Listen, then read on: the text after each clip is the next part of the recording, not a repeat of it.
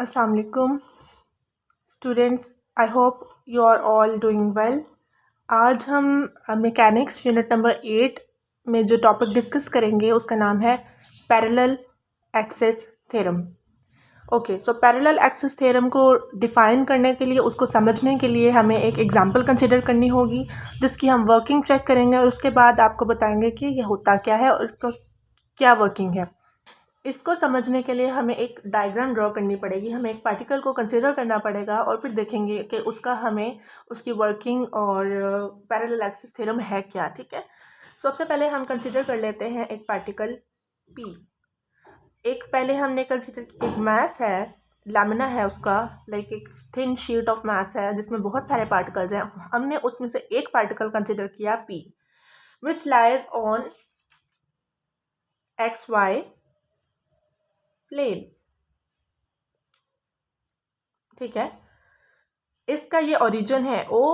अब जो पार्टिकल है हमने उसकी रोटेशनल इनर्शिया क्या फाइंड करनी है, रोटेशनल, हमने इस पार्टिकल की रोटेशनल इनर्शिया फाइंड करनी है with respect to in its Z axis.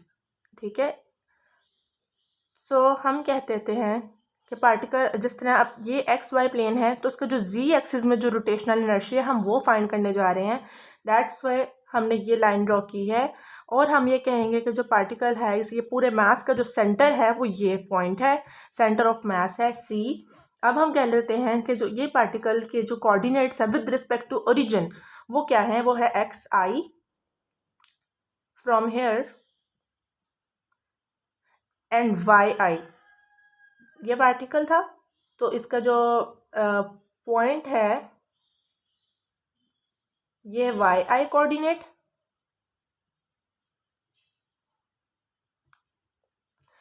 जो पार्टिकल P के कोऑर्डिनेट्स हैं वो हैं XI and YI with respect to origin O। अब पार्टिकल के जो कोऑर्डिनेट्स हैं with respect to centre of mass वो क्या होंगे। अब इस पार्टिकल के जो कोऑर्डिनेट्स हैं with respect to C, centre of mass of this lamina, वो है XI dash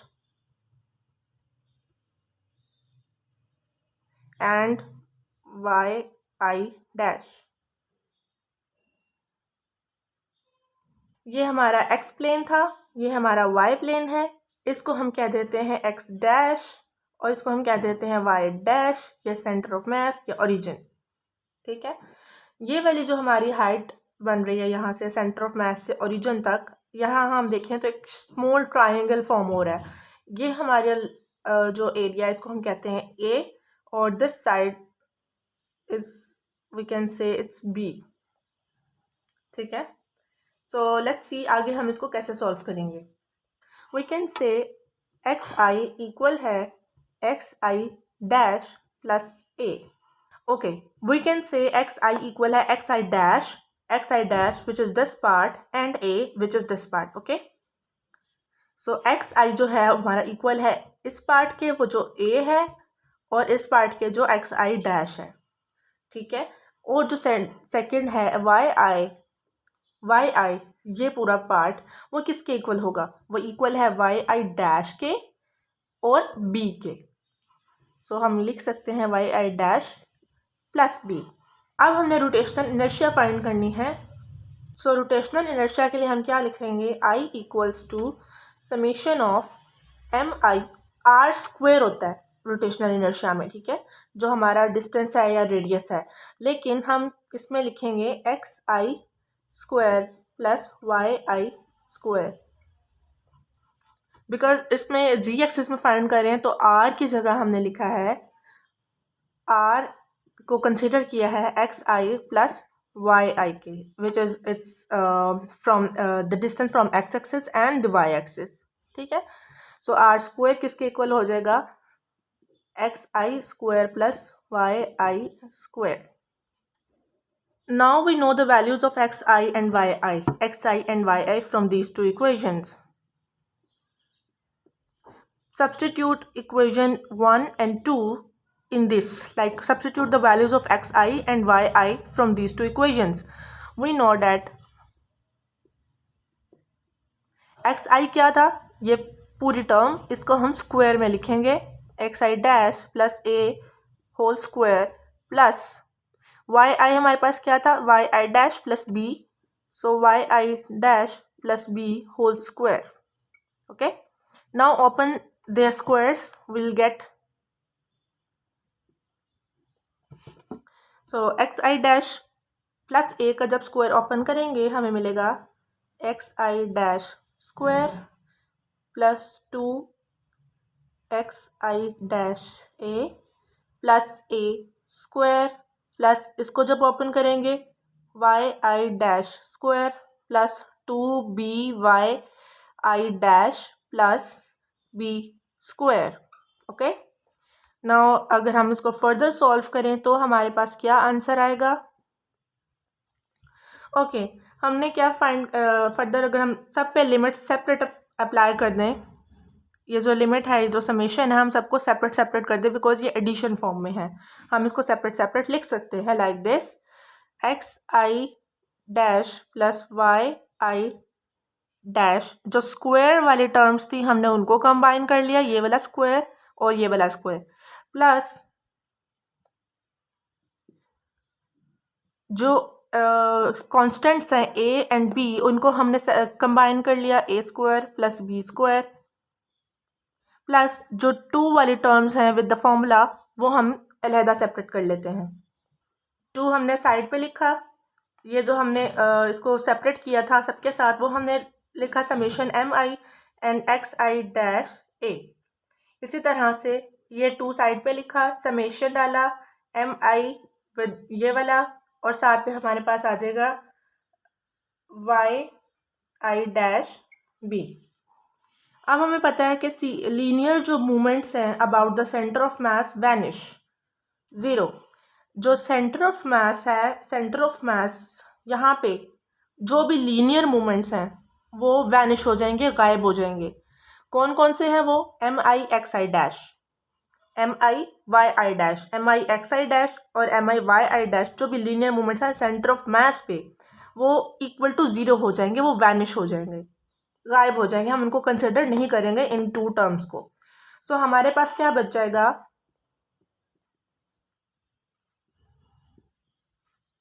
x I dash square plus Y I dash square plus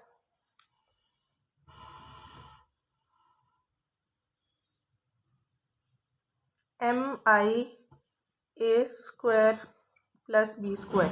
so हमारे पास ये 2 टर्म्स बच गई हैं, एक ये स्क्वायर वाली और एक A square plus B square. और ये दोनों terms because of this and this zero के इक्वल हो गई हैं क्योंकि यहाँ पे M I X I and Y I dash और एम आई डैश जो है वो इक्वल टू ज़ीरो है बिकॉज वो सेंटर ऑफ मास पे है और उसके लीनियर मोमेंट्स या लीनियर मोमेंटम कुछ लीनियर मोमेंट को शो कर रहा है, तो इस वजह से उसका ये वैनिश हो जाता है, इक्वल टू ज़ीरो हो जाता है. सो ये 2 टर्म्स हमारे पास ज़ीरो हो गई हैं, इनको हमने कंसिडर नहीं किया, हमने ये 2 टर्म्स लिख ली हैं यहाँ पर.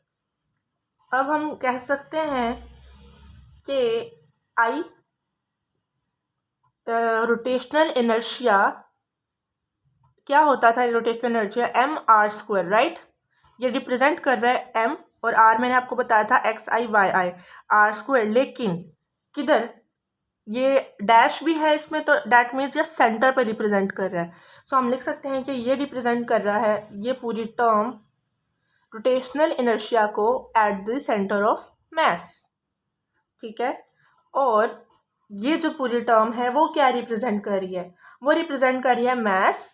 ये हो गया हमारे पास मास और ये हमारे पास है square of the distance, like a और बी स्क्वायर डिस्टेंस है और हमें रिप्रेजेंट कर रही है square of the distance, that means R square. जिस तरह हमने यहाँ पे कहा था कि आर जो है वो इक्वल है X I plus Y I, same as it is R को ये जो डिस्टेंसेज है ना ए और बी, ए एंड बी, तो स्क्वायर ऑफ द डिस्टेंस हम इसको लिख सकते हैं आर स्क्वायर. और एम आई रिप्रेजेंट करता है मास को, तो एम आर स्क्वायर. और इसको हमने लिखा है आई सी एम बिकॉज ये रोटेशनल इनर्शिया को रिप्रेजेंट कर रहा है. ये रोटेशनल इनर्शिया की क्या होती थी, I is equals to M I R square. So R हमने यहाँ पे कंसिडर किया था X I Y I. So that means ये डैश है, ये सेंटर ऑफ मास पे है, इसी वजह से हमने इसके साथ सी एम लिखा है, rotational inertia at the centre of mass, plus mass times square of their distances. Okay, finally हमने फाइंड कर लिया है कि rotational inertia parallel axis theorem है क्या। पैरेलल एक्सिस थ्योरम ये बताता है according to this equation, parallel axis theorem हमें ये बता रहा है कि जो रोटेशनल इनर्शिया है वो सम ऑफ टू क्वांटिटीज़ है। फर्स्ट क्वांटिटी है rotational inertia of a body about an axis is equal to the rotational inertia of the body about an axis is equal to the rotational inertia about parallel axis through its center of mass। यानी कि ये जो rotational inertia था parallel axis पे था और centre of mass पे था, ठीक है, plus total mass times it with square of the distances between two axis. Okay, so simple words में हम ये कह सकते हैं कि जो पैरेलल एक्सिस थ्योरम है वो हमें ये बताता है कि जो ओवरऑल जनरल रोटेशनल इनर्शिया है कोई भी पॉइंट का, पार्टिकल का, वो इक्वल है टू क्वांटिटीज़ के एडिशन पे। दो क्वांटिटीज़ कौन कौन सी हैं जो ऐड हो रही हैं? फर्स्ट है rotational inertia of particle about parallel axis at centre of mass plus total mass times it with the square of their distances from the two planes।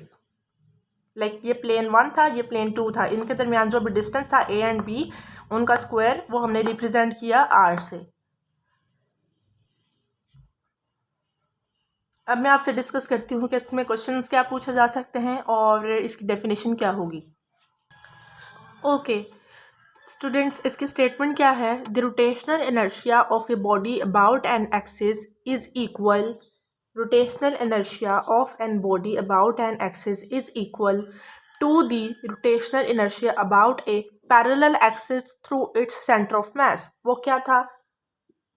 rotational inertia at center of mass plus total mass times the square of the distance between two axes। Okay, so इस तरह से आप statement याद करेंगे और ये उसका formula है तो आप कभी भी नहीं भूलेंगे इंशाल्लाह।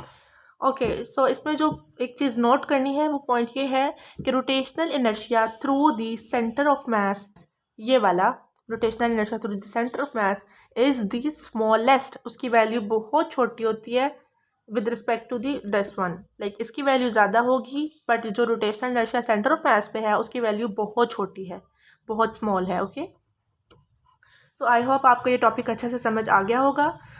मैं नेक्स्ट टॉपिक की वीडियो लेके जल्द आऊँगी और हम जल्द कोशिश करेंगे चैप्टर को कंप्लीट करने की। और आपके अगर कोई भी क्वेश्चंस हैं, कोई टॉपिक आपको समझना है, आप मुझे नीचे कमेंट बॉक्स में बता सकते हैं। Like, share and subscribe my channel. I will meet you in the next video. Thank you. अल्लाह हाफिज़।